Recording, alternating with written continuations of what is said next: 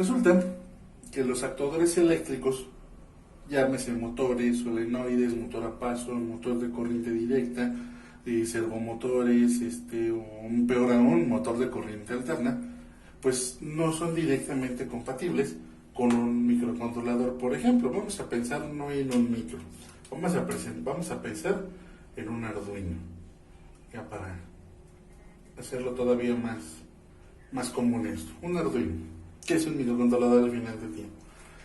Por ejemplo, ¿qué pasa con el Arduino? El Arduino es un microcontrolador que se caracteriza por su bajo consumo, y las señales que utiliza esto, que son niveles TTL, normalmente son señales de baja potencia, es decir, en el rango de los miliamperes.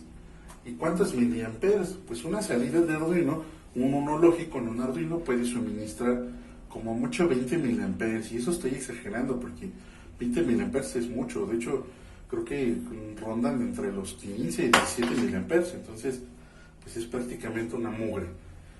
Ahora, si nos vamos del lado del motor, un motor de corriente directa, por muy sencillo que sea, puede consumir al menos 100 miliamperes. O sea, sí, también está en el rango de los 100 miliamperes, pero es mucho más de los 20 miliamperes o 15 miliamperes que puede suministrar el Arduino.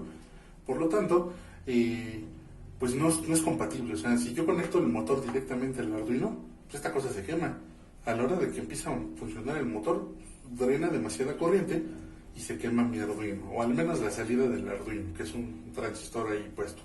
Entonces, pues no puedo agarrar y conectarlo directamente, y necesito una interfaz de por medio. Pero hay que definir otros dos conceptos específicos. Todo esto de acá, toda la parte de control, generalmente la llamamos baja potencia.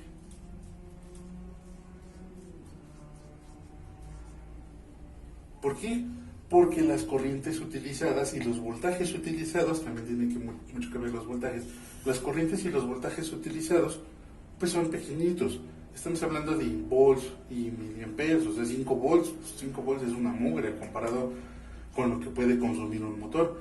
En cambio, normalmente los actuadores, sobre todo los eléctricos, se consideran dispositivos de alta potencia. Ok, un motor de directa consume 5 volts, 100 miliamperes, no pasa nada. Pero también hay motores de 12 volts, motores de 24 volts, motores de muchos más volts. O sea, y lo de menos es el voltaje, sino la corriente que demandan. Un motor con bastante torque y con bastante potencia puede demandar hasta 1 ampere, 2 amperes, 10 amperes. Y si le metemos carga, porque va a mover algo el motor, obviamente, pues entonces pues es mucho más.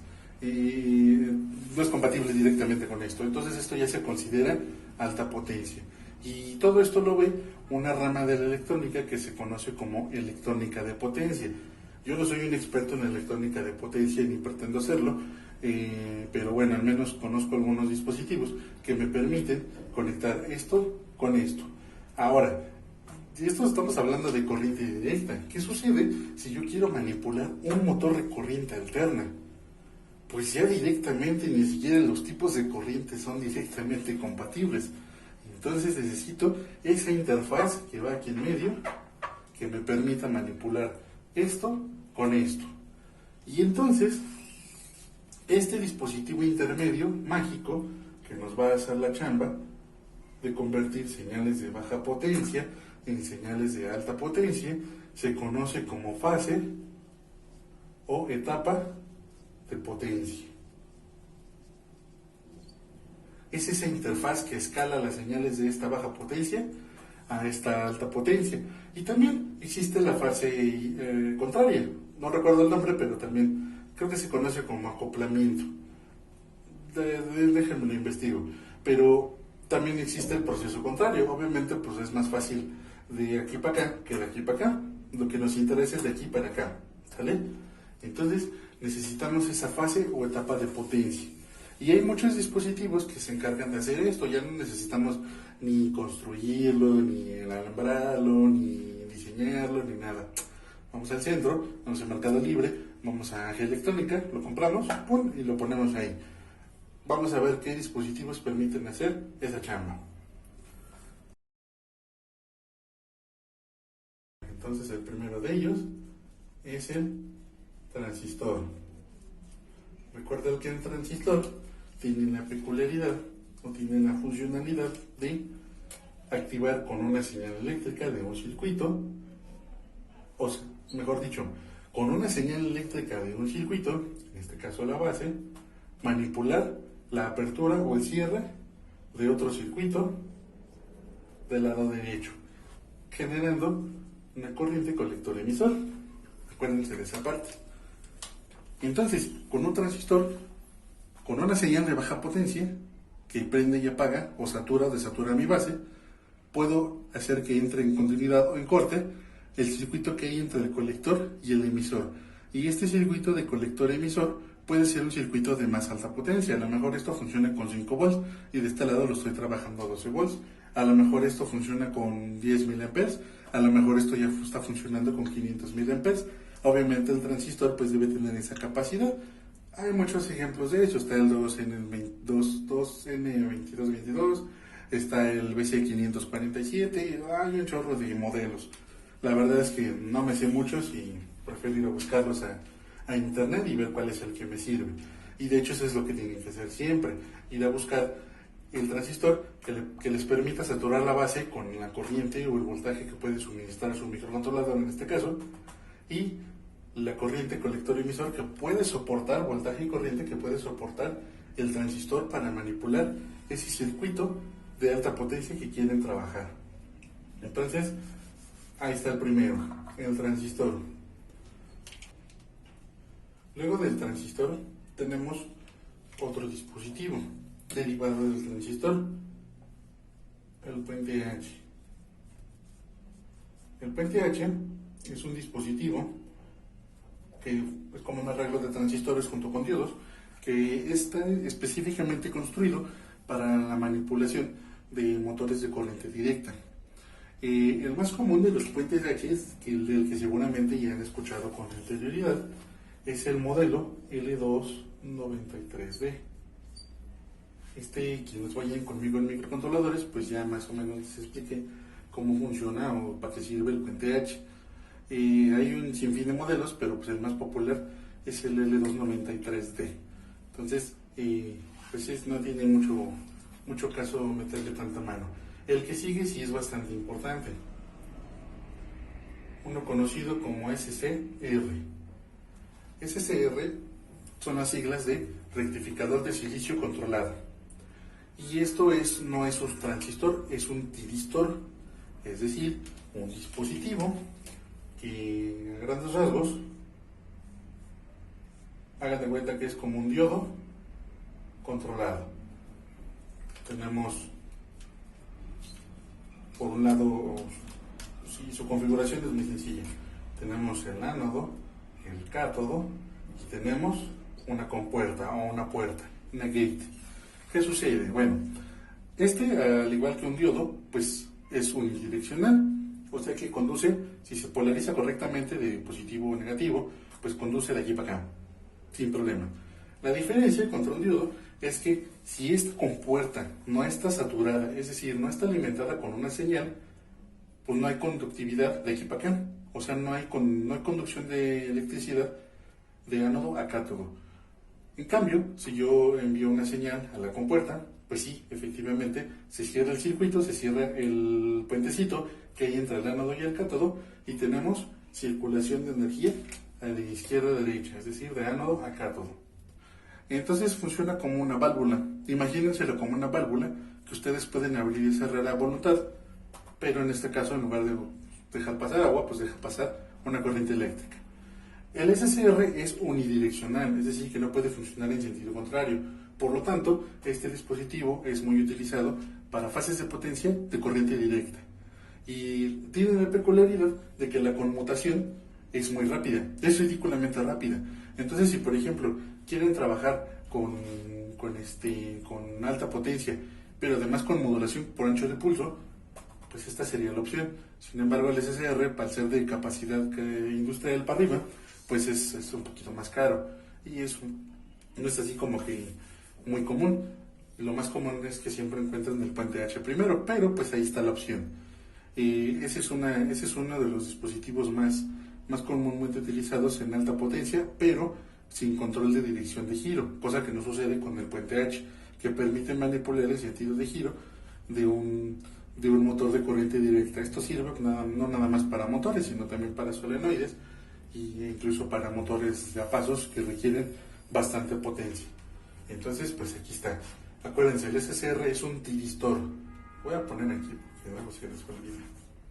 Luego, ¿qué tenemos? Tenemos la versión bipolar de este SCR, el TRIAC. Uy, aquí sí va la dislexia. O DIAC, dependiendo del nombre. Bueno, dependiendo de la aplicación.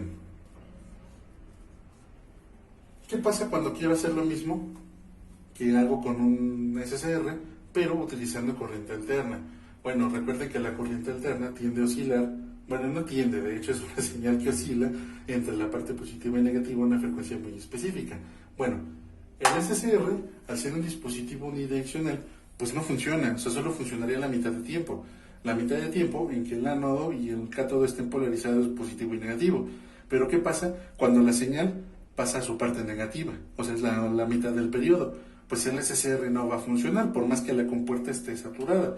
Entonces, tenemos, aquí entra nuestro rescate, el TRIAC o DIAC, que la realidad es que físicamente, pues no son más que dos SCRs acoplados, uno hacia arriba y otro hacia abajo, con su compuertita. ¿Cómo funciona esto? Bien fácil. Vamos a suponer que se polariza esto de la fuente a la carga. Entonces, cuando entra la señal positiva, es decir, acuérdense que la señal de corriente alterna oscila de esta forma. Esta es la parte positiva y esta es la parte negativa. Cuando oscila a la parte positiva, es decir, este periodo, el periodo 1, o sea, bueno, este pedazo de señal 1, entonces esto está polarizado de esta forma. Y la conducción es unidireccional hacia abajo. Es decir, el circuito está cerrado de aquí para acá. Y este lado no funciona. En cambio, cuando empezamos con el segundo pedazo, es decir, la parte negativa, obviamente esto se polariza al revés. Así. Y este RCCR que está aquí, que apunta hacia abajo de forma unidireccional hacia abajo, pues está en corte, o sea, está polarizado al revés y deja de funcionar. Y entonces el que empieza a funcionar es el que está en sentido contrario.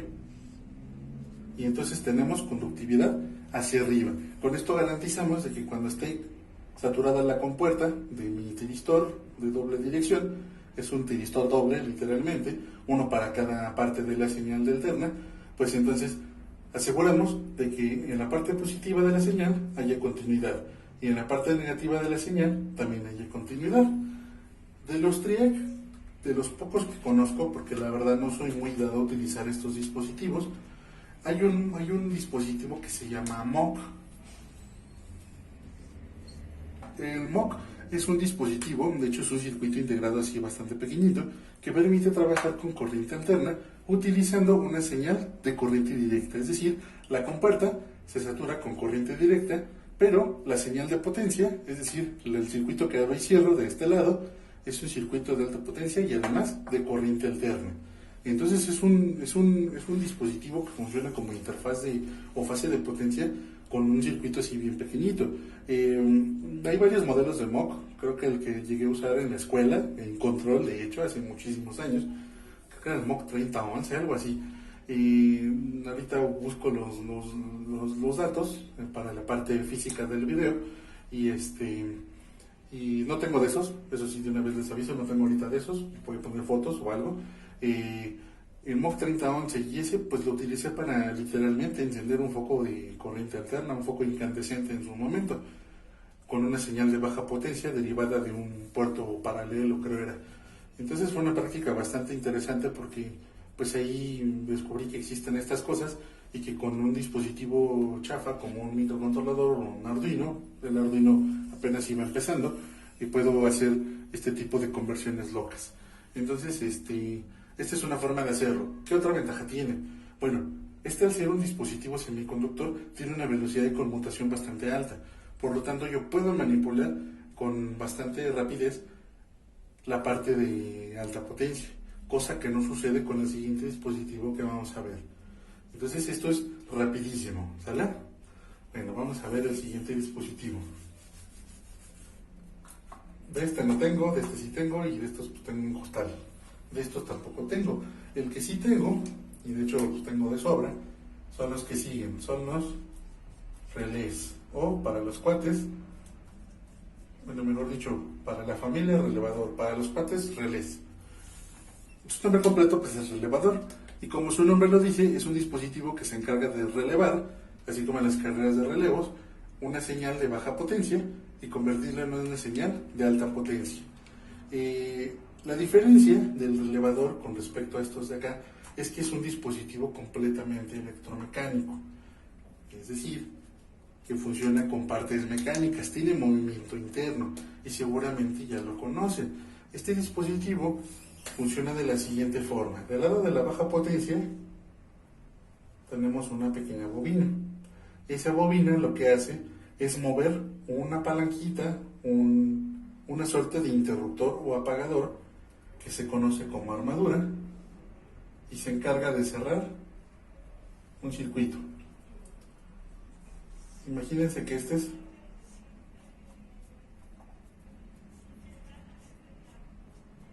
su circuito. Fíjense, cuando yo energizo esta bobina de aquí con mi señal de baja potencia, que de todas maneras no es de baja potencia porque un Arduino no puede prender esta bobina por sí solo, necesita un transistor, entonces ya de plano es una etapa de potencia que necesita otra etapa de potencia. Pero bueno, ahorita lo vemos. Esta bobina se enciende y lo que hace es atraer esta armadura. Uno de los nodos es móvil, este de aquí.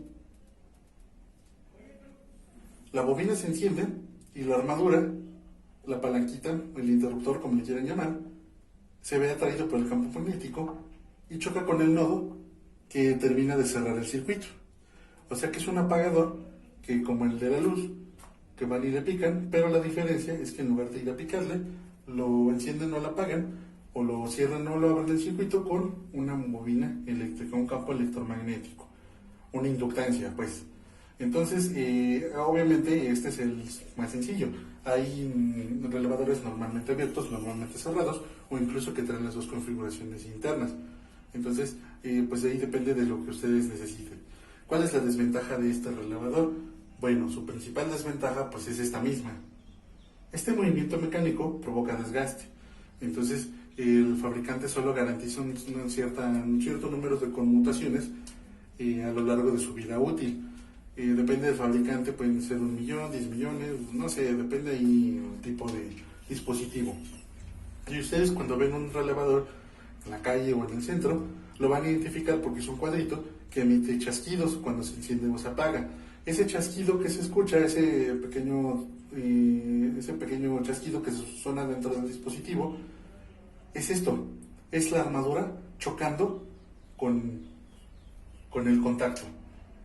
Y eso es lo que provoca el desgaste. Estas armaduras, el contacto provoca una mini chispa que a lo largo del tiempo va generando una capa de carbón, de que se carboniza literalmente y pues deja de funcionar en algún momento.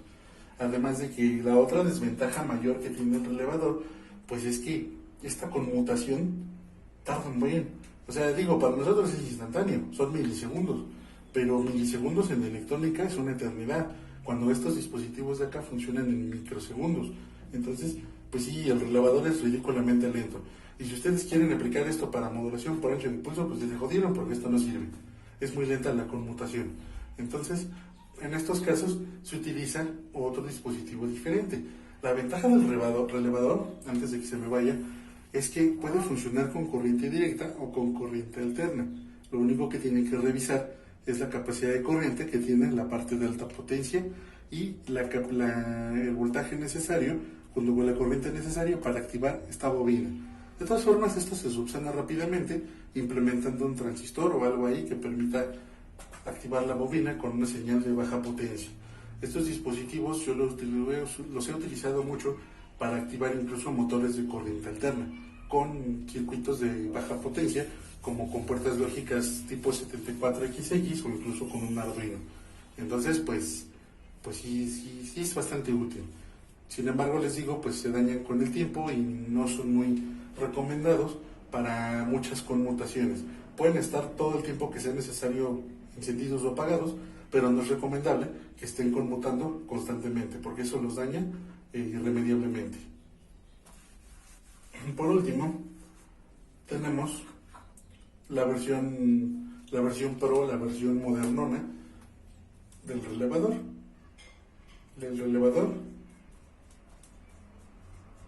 De estado sólido.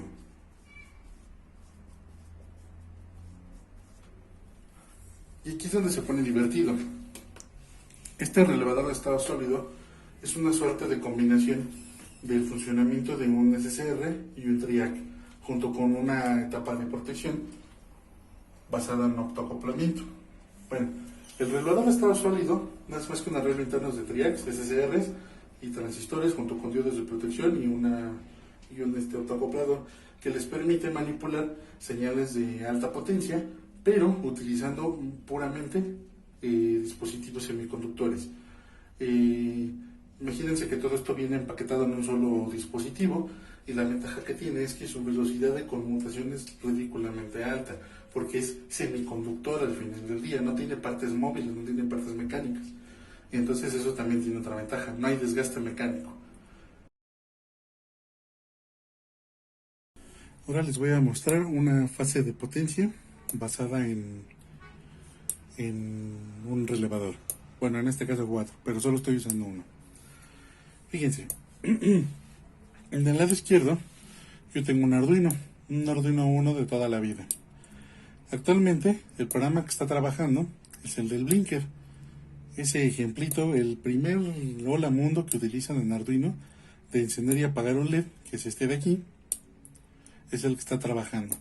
Ahorita lo modifiqué para que conmute en un intervalo de 2 segundos cada uno. ¿Sale? Bueno, fíjense. Estoy alimentando con el Arduino el funcionamiento de esta tarjeta que tengo aquí.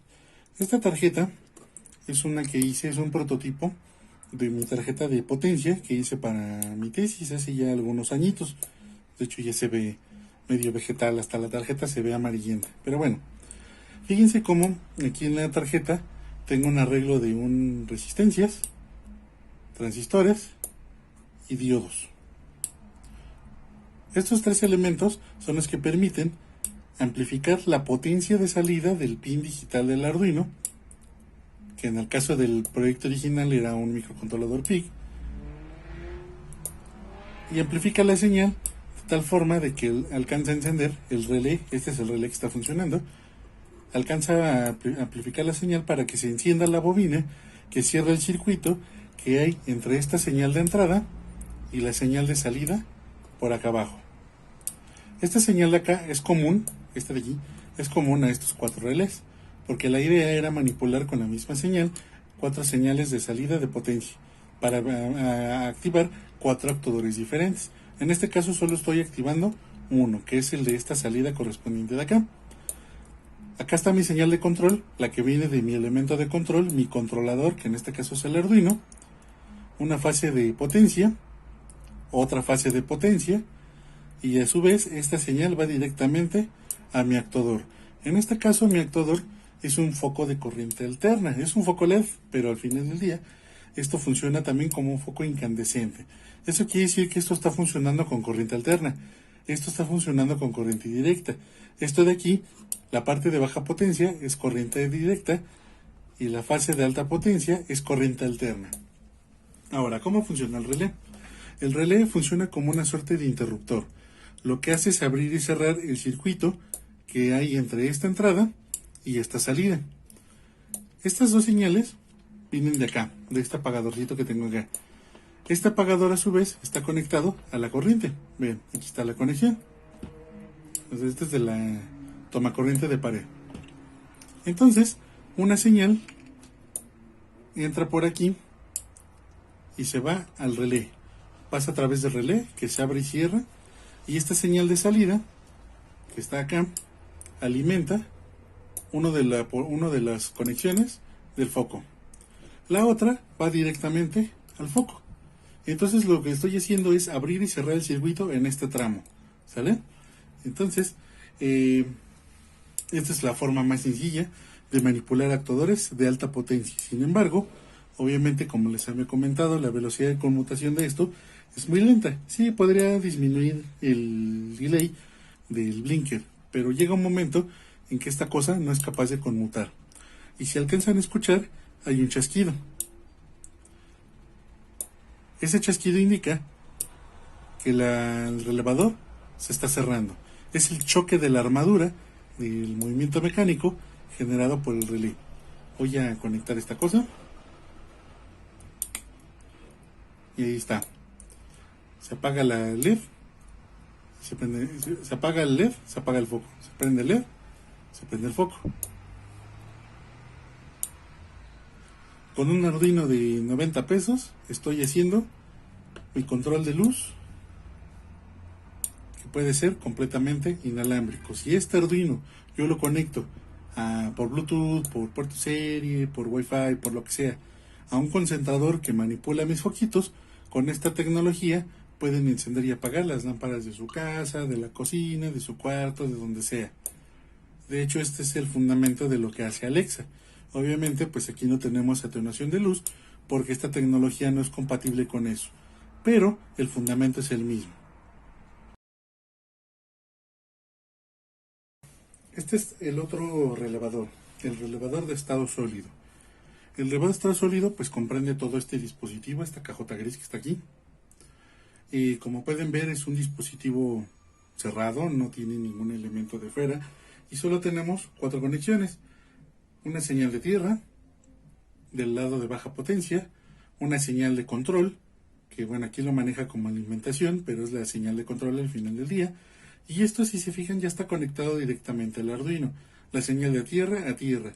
Y la señal que aquí marca como positivo, que vendrá siendo nuestra señal de control, va directamente al pin digital que manipula el programa del blinker, el que parpadea.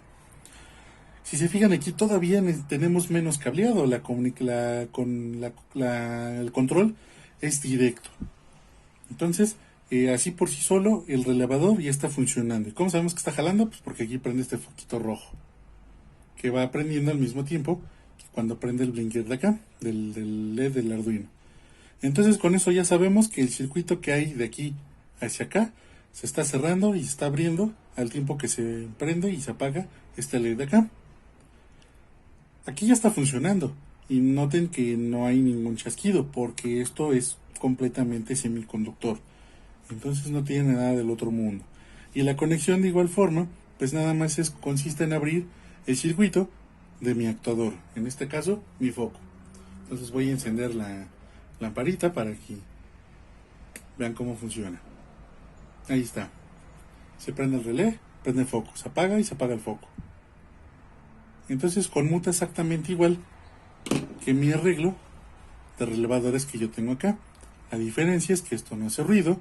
La diferencia es que esto puede conmutar a una velocidad mucho mayor e en teoría puedo manipular por modulación por ancho de pulso este foco de acá y con este dispositivo sí podrían atenuar esta lámpara de aquí como si fuera un LED y con esto ahora sí pueden hacer su relé de tipo Alexa. Funcionaría esto como un dimmer, por así decirlo. Obviamente hay que hacer unos arreglitos extra, pero el fundamento es el mismo. Entonces están las dos opciones: relevadores tradicionales o relevador de estado sólido. Este cuesta 10 pesitos, este cuesta 100 pesitos, pero este puede conmutar las veces que sean necesarias. Otra ventaja que tiene este dispositivo frente al relevador es que este ya cuenta con etapa de optoacoplamiento, es decir, etapa de protección. Es decir, que este circuito de acá está completamente aislado de acá. En teoría este también, pero como hay componentes mecánicos que pueden hacer corto de por medio, pues podemos tener ruido. Además de que acuérdense que para la bobina, activar la bobina, necesitamos hacer uso de transistores, un diodo y una resistencia. Aquí no, aquí es directo.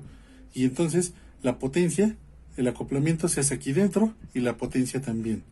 Todo lo hace este dispositivo, es directamente llegar, conectar y echar a andar. Aquí todavía tenemos que hacer estos arreglitos. Sin embargo, en el mercado existen módulos que ya hacen todo esto. Por ejemplo, este es el módulo clásico de relés para Arduino. Aquí ya tenemos las salidas de potencia, la entrada común y la salida de potencia y nuestras señales de control. Aquí alimentamos con tierra, VCC, señales de control y salidas de potencia. Esto es exactamente lo mismo que este de acá, solamente que este lo compré y este lo hice yo. Cuando yo hice este, pues estos no existían, y si existían eran muy caros. Entonces por eso se me hizo más fácil hacer mi propia versión, pero en esencia es exactamente lo mismo. Entonces pueden hacer uso de estos módulos. Hay módulos de 1, de 4, de 2, de 8 y creo que hasta de 16, pero pues ya son ridículamente caros. Pueden hacer uso de uno solo, pues realmente solo necesitamos uno. Ahora, pues sí, obviamente hay una gran diferencia de tamaño de esto contra esto. Un relé normal ocupa este espacio y este pues ocupa todo este espacio. Sin embargo, pues si tenemos la oportunidad y el dinero y el tiempo y sobre todo el espacio para meter esto, pues esto siempre va a ser mucha mejor opción.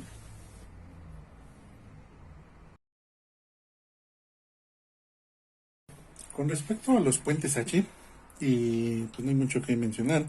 De hecho, pueden ver el video donde eché a andar este circuito en la lista de reproducción de las prácticas de microcontroladores. El puente H, en este caso, es un L293D, que es este circuito que está de este lado.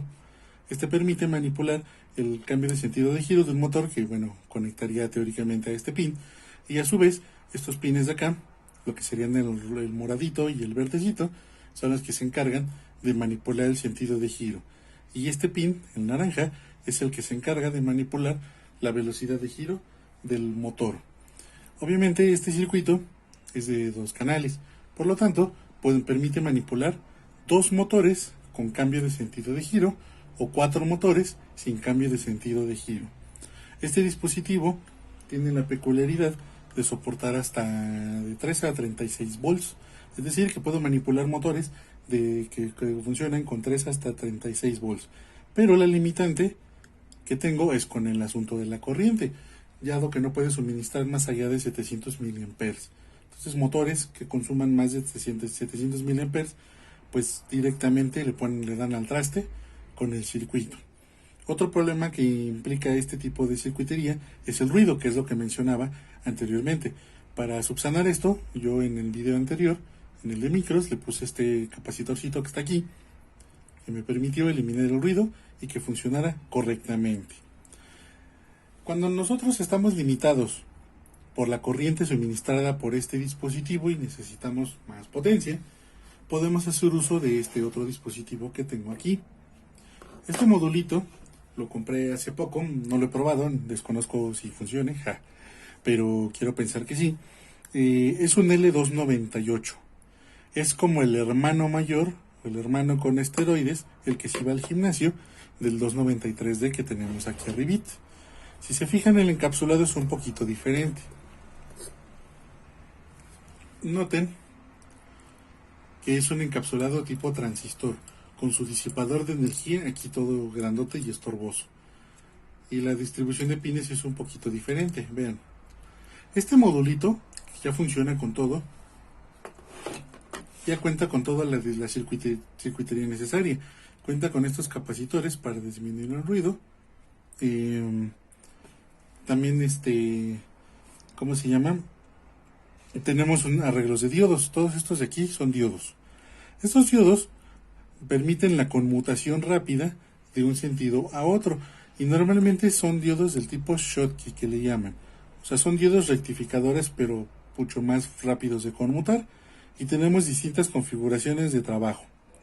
Tenemos los 4 pines de salida para 2 motores, o 4 motores en todo caso, y las señales de entrada de control. Este dispositivo tengo entendido que puede suministrar hasta 2 amperes. Entonces, pues sí, pues sí es una gran diferencia con respecto al 293D. Cuando el 293D no les dé el ancho, bueno, pues pueden ir, compran este, no es muy caro, este me costó 40 pesos, creo, no me acuerdo, lo compré en Mercado Libre. Entonces, pues es una opción bastante interesante. Ya venden el módulo completo, así porque así ya no es necesario tener que soldar y alambrar este dispositivo de acá. Este lo he utilizado por separado. Este dispositivo lo he utilizado por separado para manipular actuadores de cofres electrónicos. Pero pues bueno, si no tienen ganas de estar ahí peleándose con esta cosa, pues compran el módulo, lo conectan y asunto arreglado.